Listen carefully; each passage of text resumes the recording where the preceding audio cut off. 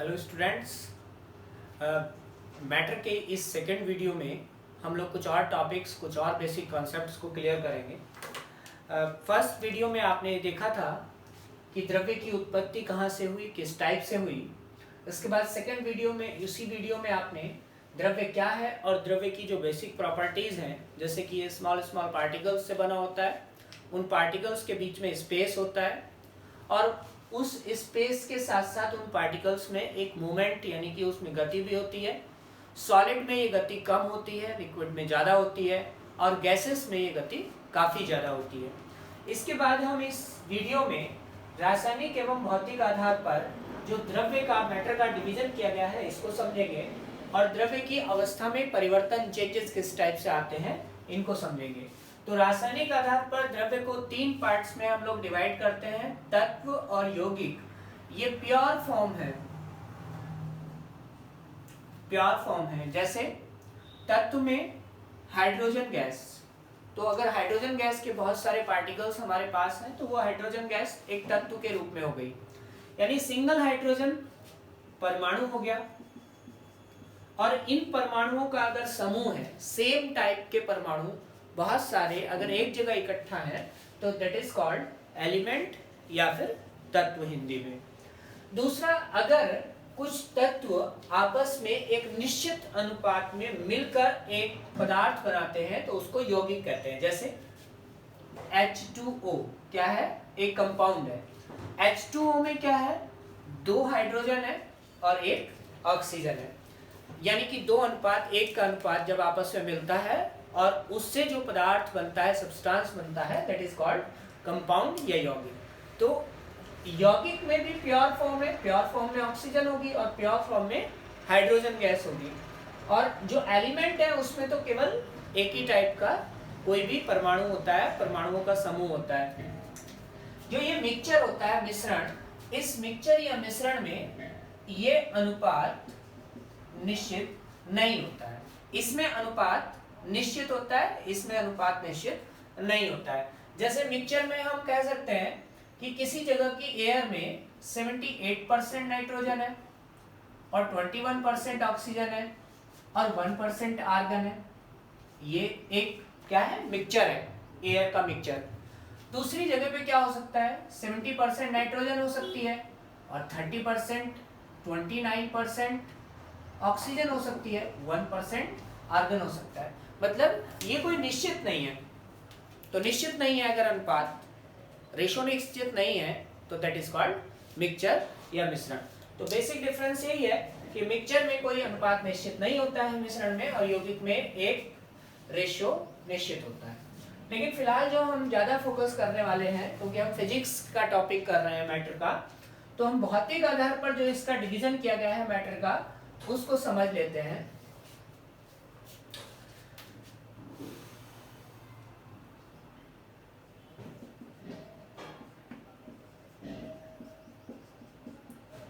Bose-Einstein ठोस, द्रव, gas, plasma, fermion. वैसे फर्मियन अभी डाउटफुल है। तो बेसिकली हम 5 पार्ट्स में मैटर को देखते हैं, या मैटर की 5 अवस्थाएं होती हैं, या मैटर 5 अवस्थाओं में एग्जिस्ट करता है इस यूनिवर्स में। बेसिकली जो हम लोग अर्थ पे देखते हैं, पृथ्वी पर, इसकी ये वाली 3 अवस्थाएं पृथ्वी पर या सामान्य तापमान पर अवेलेबल हो जाती हैं। प्लाज्मा अवस्था अल्ट्रा हाई टेम्परेचर की स्टेट है और बोस-आइंस्टीन अवस्था अल्ट्रा लो टेम्परेचर की स्टेट है। अब इसमें हम एक एग्जांपल से शुरू कर लेते हैं। ठोस, द्रव और गैस, इन्हीं से शुरू करते हैं पहले। तो ठोस, द्रव और गैस में जो बेसिक डिफरेंस है, बेसिक अंतर है, वो क्या है। जो ये ठोस होते हैं, इनमें पार्टिकल्स पास पास होते हैं, जो अणु होते हैं वो काफी पास पास होते हैं एक दूसरे से एकदम सटे हुए नहीं होते, लेकिन फिर भी बहुत पास होते हैं, और इनमें थोड़ा सा स्पेस होता है, और इस स्पेस को कहते हैं इंटरमॉलिक्यूलर स्पेस, अंतराण्विक गैप, इंटरमॉलिक्यूलर स्पेस, यानी दो मॉलिक्यूल्स के बीच में थोड़ा सा स्पेस, ये स्पेस कम होता है। द्रव के जो अणु होते हैं वो थोड़ा दूर दूर होते हैं, यानी कि उनका जो इंटरमॉलिक्यूलर स्पेस है सॉलिड की तुलना में लिक्विड में ज्यादा होता है। इंग्लिश में भी लिख देता हूं, सॉलिड, लिक्विड, गैस, प्लाज्मा और बोस-आइंस्टीन है ही। गैस में जो पार्टिकल्स होते हैं इनके बीच का स्पेस और भी ज्यादा होता है, इनमें स्पेस बहुत ज्यादा होता है गैसेस में। तो इंटरमॉलिक्यूलर स्पेस के आधार पर हम इसको डिवाइड करते हैं सॉलिड, लिक्विड और गैस में। अगर इंटरमॉलिक्यूलर स्पेस ज्यादा है तो वो मैटर गैस है, अगर इंटरमॉलिक्यूलर स्पेस मॉडरेट है यानी कि बहुत ज्यादा भी नहीं है बहुत कम भी नहीं है, वो लिक्विड में आते हैं। और जिनके अंदर इंटरमॉलिक्यूलर स्पेस बहुत ही कम होता है वो सॉलिड कहलाते हैं। तो इंटरमॉलिक्यूलर स्पेस के आधार पर इन तीन कैटेगरीज में हमको अर्थ पर मैटर अवेलेबल है। अब इनका जो इंटरचेंज है ये भी इसमें होता है। इंटरचेंज, इसमें द्रव्य की अवस्था परिवर्तन का जो ये टॉपिक है इसको समझ ले। तो ये आपके पास कोई ठोस है और इस ठोस को आपने गर्म करना शुरू किया, एनर्जी देनी शुरू की। तो जब आप इसको हीट देते हैं तो हीट देने से जो इंटरमॉलिक्यूलर स्पेस है ये बढ़ने लगता है। इंटरमॉलिक्यूलर स्पेस बढ़ने लगता है, यानी जो कण है अभी इतनी दूर है, आपने उसको हीट दिया तो उनके बीच की दूरी बढ़ने लगती है। इस टाइप से स्टार्टिंग में ये केवल वाइब्रेट करते हैं, यानी कि सॉलिड के पार्टिकल्स भी इस तरह से वाइब्रेट करते हैं। जब यहाँ से इनको हीट दी जाती है तो इनका वाइब्रेशन बढ़ने लगता है, और वाइब्रेशन बढ़ते बढ़ते एक समय इतनी हीट इनको मिल जाती है कि ये अपना प्लेस छोड़कर इधर उधर मूवमेंट करने लगते हैं। और जब ये अपना प्लेस छोड़कर इधर उधर मूवमेंट करने लगते हैं तो इनमें ब्राउनियन मोशन हो जाता है, और ब्राउनियन मोशन होते ही ये किस अवस्था में आ जाते हैं? द्रव अवस्था में, यानी कि ठोस द्रव अवस्था में आ जाते हैं हीटिंग से। और इस घटना को क्या कहते हैं? मेल्टिंग, पिघलना।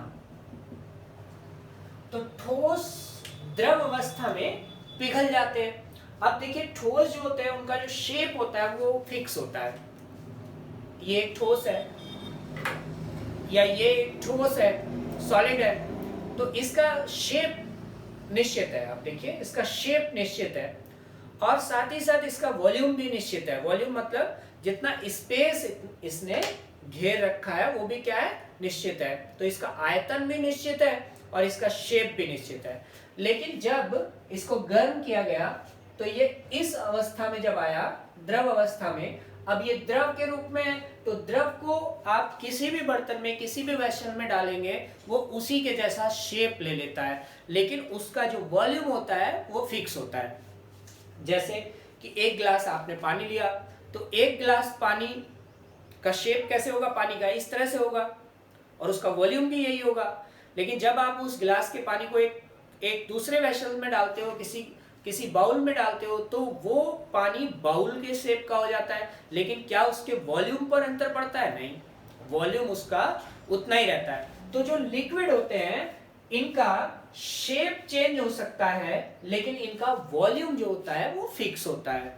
सॉलिड का वॉल्यूम भी फिक्स होता है, आयतन भी, और इनका शेप भी फिक्स होता है। लिक्विड का शेप फिक्स नहीं होता, जिस बर्तन में डालोगे उस बर्तन के जैसा हो जाता है, बट इनका वॉल्यूम डेफिनिट होता है, फिक्स होता है। अब हम अगर इस द्रव को भी गर्म करें, इसकी भी हीटिंग करें, तो ये द्रव के जो पार्टिकल्स हैं इनके बीच की दूरी और भी ज्यादा बढ़ जाती है, यानी इंटरमॉलिक्यूलर स्पेस, जो ये बीच का स्पेस है, ये और भी ज्यादा बढ़ जाता है और ये पदार्थ किस अवस्था में पहुंच जाता है? गैस अवस्था में पहुंच जाता है, जिसमें कि जो पार्टिकल्स हैं उनकी स्पीड भी काफी ज्यादा बढ़ जाती है। अब आप देखो, पार्टिकल्स मूवमेंट में होते हैं, कोई भी मैटर हो वो स्थिर नहीं होता, ये हमने पिछले लेक्चर में भी देखा था। तो कोई भी पार्टिकल स्थिर नहीं होता, हर एक पार्टिकल में मूवमेंट होता है, चाहे वो सॉलिड हो, चाहे वो लिक्विड हो, चाहे वो गैस हो, लेकिन जो मूवमेंट होता है उस मूवमेंट की जो स्पीड होती है उसमें अंतर आता है।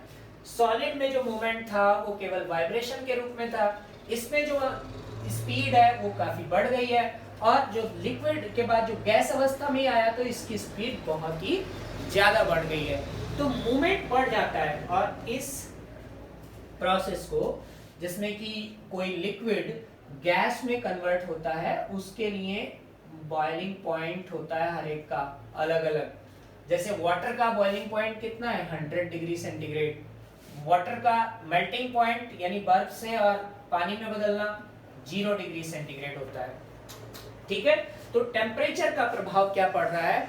मैटर की अवस्था परिवर्तन पर पड़ रहा है। टेम्परेचर बढ़ने से पार्टिकल्स की दूरी बढ़ती है, अगर पार्टिकल्स पास पास हैं तो वो सॉलिड है, थोड़ा दूर दूर है तो वो लिक्विड है, और ज्यादा दूर दूर है तो वो गैस है। टेम्परेचर का प्रभाव। अच्छा, अगर इस कंडीशन में जो गैस की अवस्था है इसमें टेम्परेचर और बढ़ाया जाए, टेम्परेचर बढ़ाया जाए इसका, तो टेम्परेचर बढ़ाया जाएगा तो इसका टेम्परेचर गैस का बढ़ने लगेगा, और जो इंटरमॉलिक्यूलर स्पेस है वो इंटरमॉलिक्यूलर स्पेस भी क्या होने लगेगा? बढ़ने लगेगा। तो टेम्परेचर बढ़ता जाएगा और इंटरमॉलिक्यूलर स्पेस बढ़ता जाएगा। तो हाईएस्ट टेम्परेचर क्या हो सकता है? मैक्सिमम टेम्परेचर क्या हो सकता है? इसको आप कितने डिग्री टेम्परेचर तक गर्म कर सकते हैं बताइए? एक्चुअली हाईएस्ट टेम्परेचर की कोई लिमिट नहीं होती। क्यों नहीं होती? क्योंकि इंटरमॉलिक्यूलर स्पेस बढ़ता जाएगा। आपने गर्म किया, जो पार्टिकल्स हैं दूर दूर हो गए, और गर्म किया और दूर दूर हो गए, और गर्म करिए और दूर हो जाएंगे, और गर्म करिए तो और दूर हो जाएंगे। क्या इस यूनिवर्स की सीमा ये कहां तक है? क्या ये आपको जानकारी है? नहीं है। यानी कि ये जो हमारा यूनिवर्स है ये इनफाइनाइट है, यानी कि पार्टिकल्स एक दूसरे से कितनी भी दूर जा सकते हैं, इसलिए टेम्परेचर की भी हाईएस्ट कोई लिमिट नहीं होती है। खैर, इसमें ये टेम्परेचर जब बढ़ाया जाता है और इसको प्रेशर के द्वारा इसको ज्यादा फैलने भी ना दिया जाए, तो ऐसी कंडीशन में क्या होता है कि ये जो पार्टिकल्स हैं ये ब्रेक हो जाते हैं, टूट जाते हैं। और ये पार्टिकल्स किससे मिलकर बने हैं? इलेक्ट्रॉन्स, प्रोटॉन्स और न्यूट्रॉन से। तो ये पार्टिकल्स जब इलेक्ट्रॉन्स, प्रोटॉन्स और न्यूट्रॉन्स के चार्ज पार्टिकल्स में टूट जाते हैं, उस अवस्था को हम कहते हैं प्लाज्मा अवस्था। और ये प्लाज्मा अवस्था जो होती है वो अल्ट्रा हाई टेम्परेचर पर होती है। स्टार्स में अल्ट्रा हाई टेम्परेचर पर ही ये अवस्था पॉसिबल है। अल्ट्रा हाई टेम्परेचर पर ये अवस्था पॉसिबल है, स्टार्च में ही ये अवस्था पॉसिबल है। जैसे हम सन को कहते हैं, तो सन का जो कोर का टेम्परेचर है, कोर का टेम्परेचर है 1.5 करोड़ डिग्री सेंटीग्रेड। तो उतने डिग्री सेंटीग्रेड या उससे भी ऊपर के डिग्री सेंटीग्रेड टेम्परेचर पर ही प्लाज्मा अवस्था में मैटर पाया जाता है।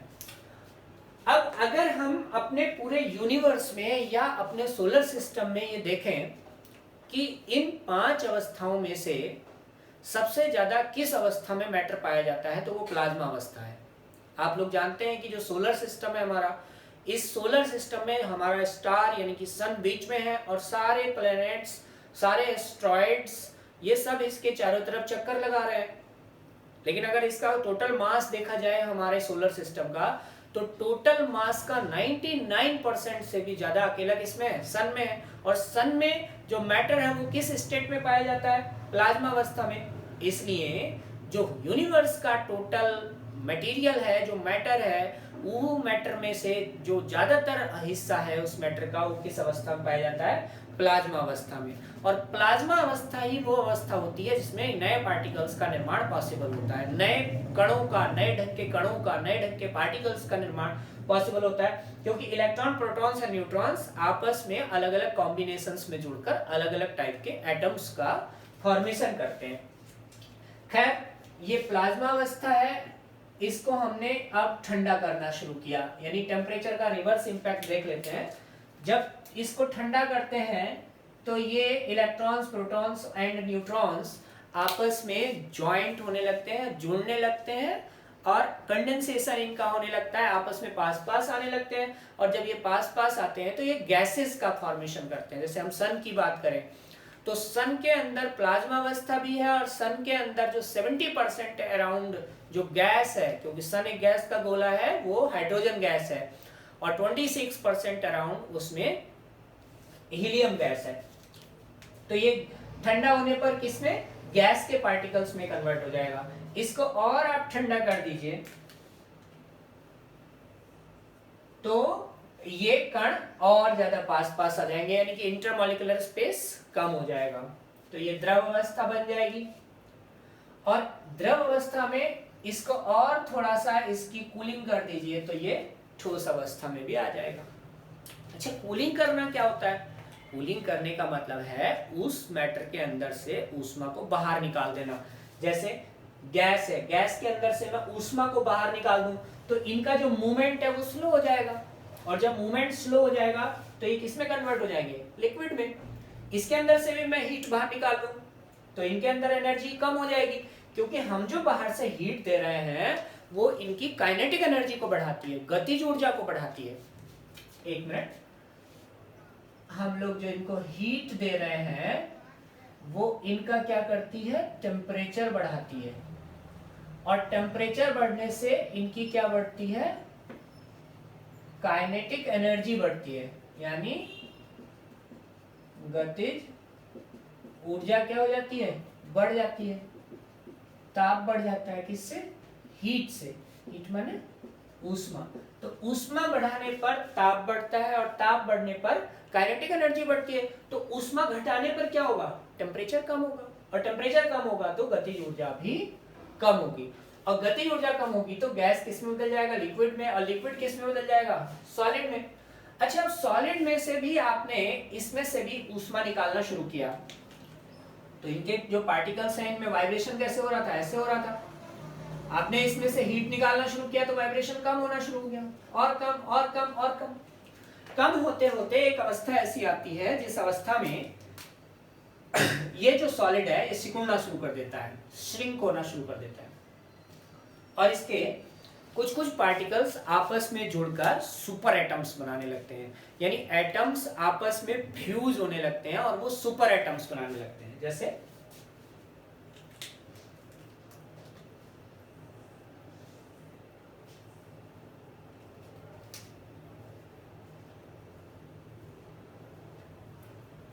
ये कॉम्पैक्टली अरेंज हो गए, ये कॉम्पैक्टली अरेंज हो गए, तो ये क्या है, सुपर एटम। तो सुपर एटम्स का फॉर्मेशन शुरू हो जाता है किस अवस्था में, बोस-आइंस्टीन अवस्था में।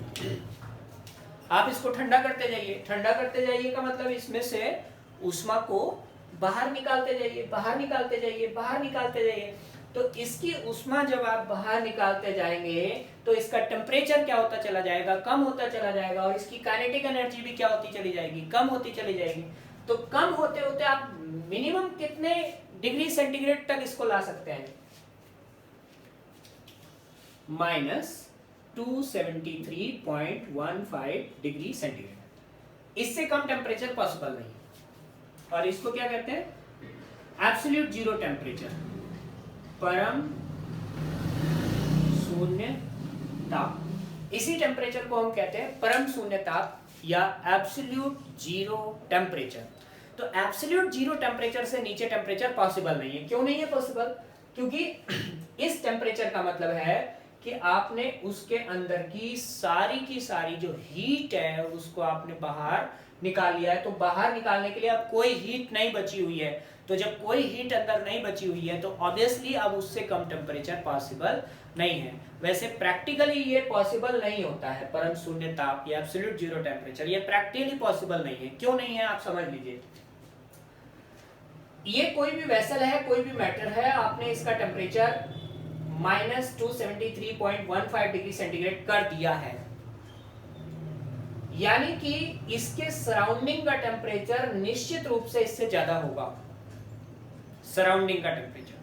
और अगर सराउंडिंग का टेम्परेचर इससे ज्यादा है तो टेम्परेचर डिसाइड करता है कि हीट का फ्लो किधर से किधर को होगा, और जैसे ही इसका टेम्परेचर सराउंडिंग से कम होगा, सराउंडिंग की जो हीट है वो ये एब्जॉर्ब करनी शुरू कर देगा और एब्सोल्यूट जीरो टेम्परेचर पॉसिबल नहीं होगा।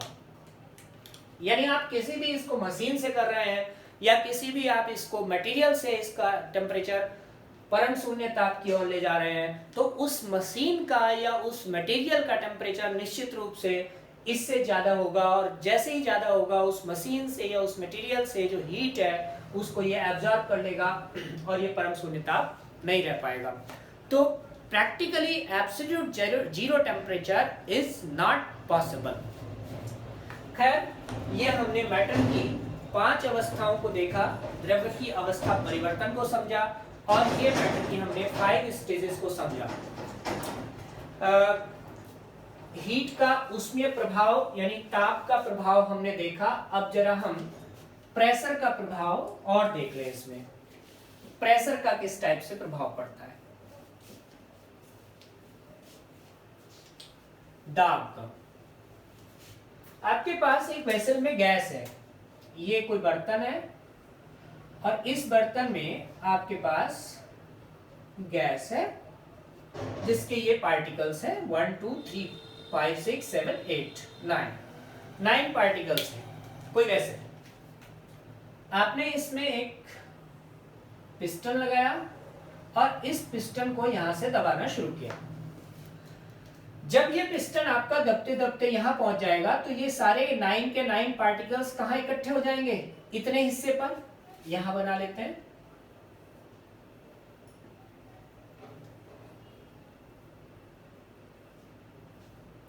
यानी कि जब आपने इसको प्रेशराइज किया, इस पर प्रेशर लगाया, तो ये जो 9 पार्टिकल्स हैं, ये 9 पार्टिकल्स 1 2 3 4 5 6 7 8 9 पास पास आ गए। और जब ये पास पास आएंगे तो ये मटेरियल या ये मैटर जो गैस अवस्था में था, ये मैटर किस में बदल जाएगा, लिक्विड में। अब आपने इसको प्रेशर को और ज्यादा बढ़ाया, तो प्रेशर को और ज्यादा बढ़ाया तो इस पिस्टन को आप दबा के यहां ले आए।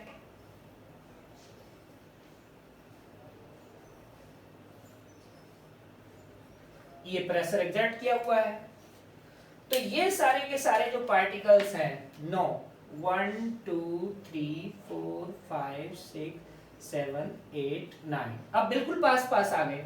सेम एटम्स हैं, लेकिन हम प्रेशर डाल के उनका इंटरमॉलिक्यूलर स्पेस, जो उन एटम्स के बीच का जो स्पेस था, उस स्पेस को क्या कर रहे हैं, कम कर रहे हैं। और स्पेस को कम करके हमने इसको किस में कन्वर्ट कर दिया, ठोस में।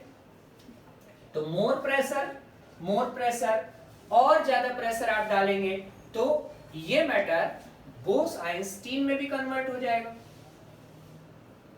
यानी कि जो एटम्स हैं वो सुपर एटम्स बन जाएंगे, बोस-आइंस्टीन।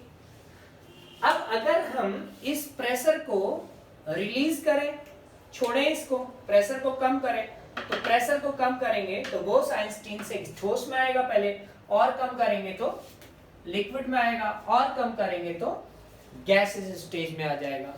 तो प्रेशर का जो इम्पैक्ट है मैटर के स्टेट चेंज में, प्रेशर का इम्पैक्ट टेम्परेचर के इम्पैक्ट का अपोजिट होता है।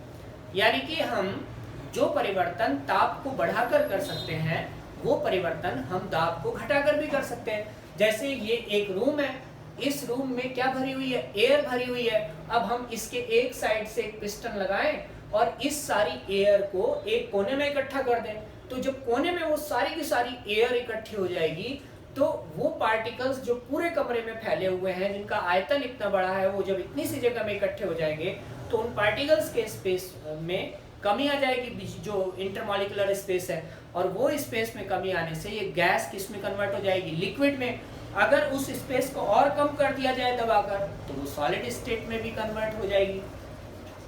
इस चीज का हम लोग प्रयोग करते हैं, इसका हम प्रयोग करते हैं गैस सिलेंडर में, जैसे LPG, liquefied pressurised gas, petroleum gas. तो लिक्विफाइड पेट्रोलियम गैस है ये। अब ऐसे ही एक होती है CNG, compressed natural gas. Compressed माने उसको प्रेशर डाल के क्या किया गया है, कंप्रेस किया गया है। जैसे घरेलू सिलेंडर होते हैं, तो घरेलू सिलेंडर में जो एयर है, ये इसका काफी मोटी चादर का प्रयोग किया जाता है इसमें, और इसमें प्रेशर डाल के एयर को लिक्विड में कन्वर्ट करके इसमें भर के रखा जाता है। गैस को लिक्विड में कन्वर्ट करके इसमें भर के रखा जाता है, और यहाँ पर एक छोटा सा छेद होता है बाहर आने के लिए। तो जब रेगुलेटर से हम उसको ऑन करते हैं तो उसको स्पेस मिलता है इस लिक्विड को, और जैसे ही स्पेस मिलता है ये लिक्विड तुरंत किस में बदल जाता है, गैस में बदल जाता है, और उसका यूज किया जाता है। ऐसे ही डीओ वगैरह जो होते हैं जिनका हम यूज करते हैं, उसमें भी जो गैस है उस गैस को प्रेशर डाल के लिक्विड के रूप में बंद करके उसमें रखा जाता है, और जैसे ही ऊपर से हम लोग उसको प्रेस करते हैं तो वो लिक्विड तुरंत गैस में बदलकर बाहर आता है। तो इसका हम डेली लाइफ में भी इसका हम लोग यूज करते हैं। अब जो इसका लास्ट टॉपिक है वो है तापमान के पैमाने, स्केल्स ऑफ टेम्परेचर। इनको समझ लेते हैं।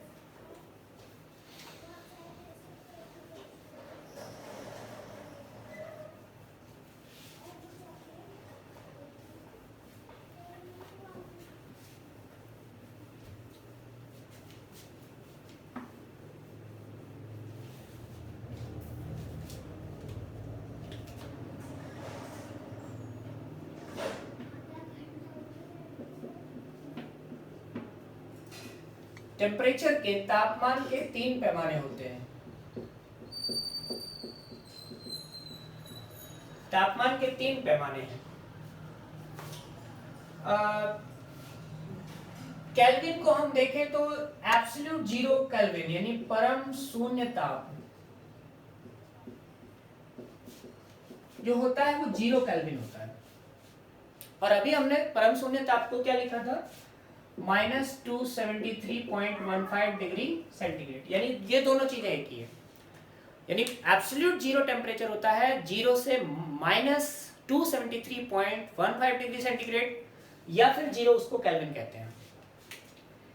यानी कि 0 डिग्री सेंटीग्रेड को हम कह सकते हैं 273 केल्विन, ठीक है ना। 0 केल्विन मीन्स -273 डिग्री सेंटीग्रेड, तो 0 डिग्री सेंटीग्रेड मीन्स 273 केल्विन। अगर किसी वस्तु का तापमान 4 डिग्री सेंटीग्रेड है तो केल्विन में उसका टेम्परेचर कितना हो जाएगा, 277 केल्विन। अगर किसी वस्तु का, किसी मैटर का, किसी पदार्थ का टेम्परेचर 20 डिग्री सेंटीग्रेड है, इट मीन्स कि केल्विन में 273 प्लस 20 इक्वल टू 293 केल्विन हो जाएगा। यानी कि डिग्री सेंटीग्रेड में अगर 273 जोड़ दिया जाए, वैसे तो 273.15 डिग्री सेंटीग्रेड है, लेकिन अगर 273 जोड़ दिया जाए तो हमें केल्विन मिल जाता है। ऐसे ही एक टेम्परेचर होता है Fahrenheit, degree Fahrenheit. Degree Fahrenheit ये आमतौर पर जो डॉक्टर्स हैं वो अपने थर्मामीटर में जो टेम्परेचर है वो फ़ारेनहाइट्स में नापते हैं। तो फ़ारेनहाइट्स के लिए एक फॉर्मूला है, 9/5 multiply bye degree centigrade plus 32 equal two degree Fahrenheit. तो डिग्री सेंटीग्रेड और फ़ारेनहाइट में एक रिलेशन है। जैसे बॉडी टेम्परेचर कितना होता है 37 डिग्री सेंटीग्रेड, तो बॉडी टेम्परेचर फ़ारेनहाइट में कितना होगा 9/5 multiply by 37 plus 32 equal to how much Fahrenheit.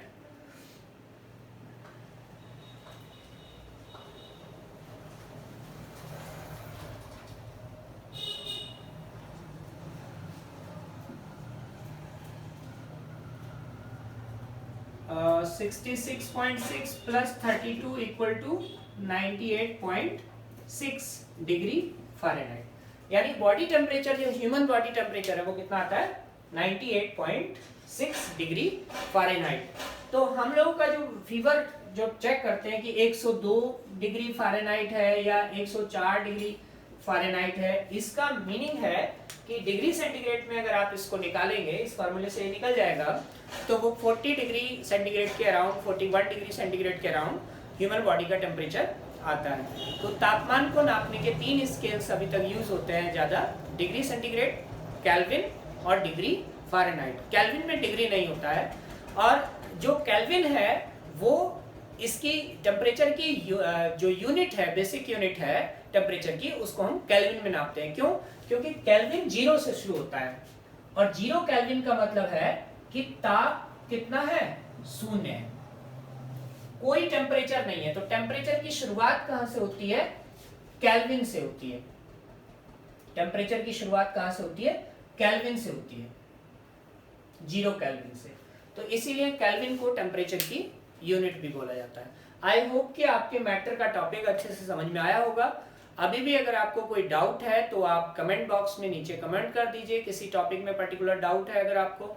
और अगर ये वीडियो आपको सही लगी है तो इस चैनल को आप सब्सक्राइब करिए, लाइक करिए। Thank you so much.